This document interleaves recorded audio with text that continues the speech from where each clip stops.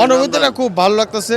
এত বছর পরে বিএনপির ভারপ্রাপ্ত চেয়ারম্যান বাংলাদেশে আসতেছেন ওনার স্বদেশে, এই জন্য অনেক অনেক বেশি ভালো লাগতেছে।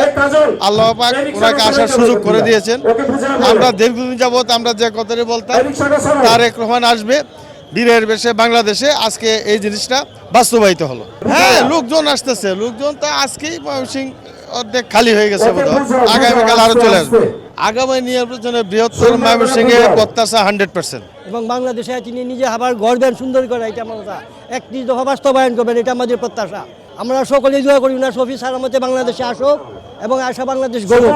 শহীদ জিয়ার অমর প্রকারে দেওয়া জিন্দাবাদ। তারা তো বুয়া বলছে, অবশ্যই আমাদের কথাই সত্যি নিয়ে আসবেন ইনশাল্লাহ। বিয়ের বেশি বাংলাদেশে ফিরে আসবেন মহান আল্লাহ তাআলার রহমতে ইনশাল্লাহ। আমরা তারেক রহমানকে আগামী দিনে ভবিষ্যতে বাংলাদেশের প্রধানমন্ত্রী দেখতে চাই ইনশাল্লাহ।